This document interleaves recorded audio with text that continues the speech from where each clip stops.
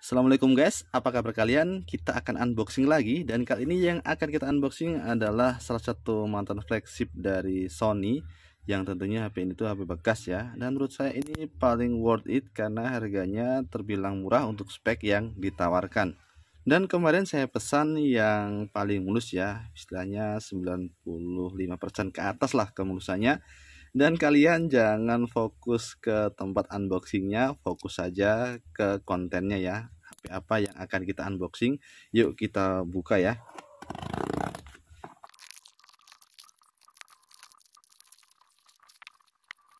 Oke, dan ini adalah HP-nya, Sony Xperia XZ3, yang kata sellernya ini varian yang varian yang cukup mulus, kemulusannya itu 95% ke atas. Dan kita akan lihat apakah betul ya. Loh, HP-nya posisi nyala ya ketika dikirim ya. Ketuk dua kali layar untuk untuk menampilkan. Nah, kenapa ini? Nah, oke, sudah.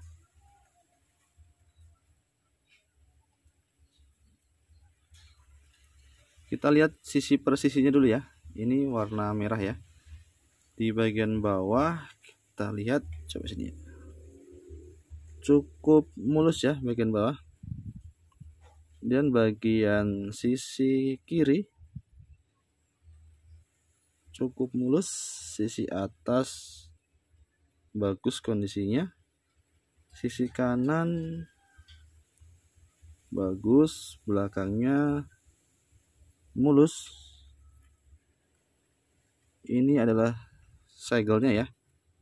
Jadi kalau saran saya, kalau kalian beli HP Sony itu kan garansinya 7 hari ya.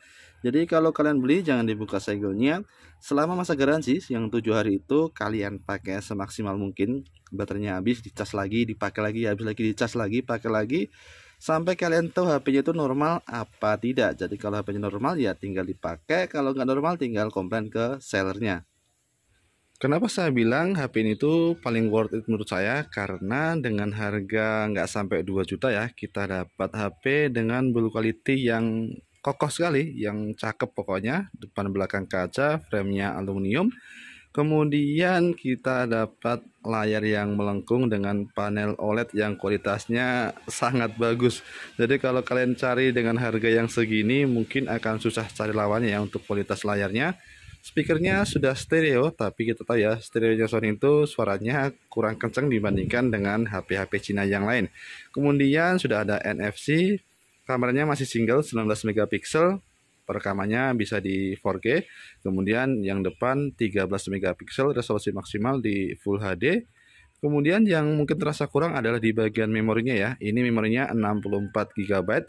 Untuk sebagian besar pengguna mungkin cukup, tapi untuk sebagian yang lain mungkin terasa kurang ya dengan memori 64 GB.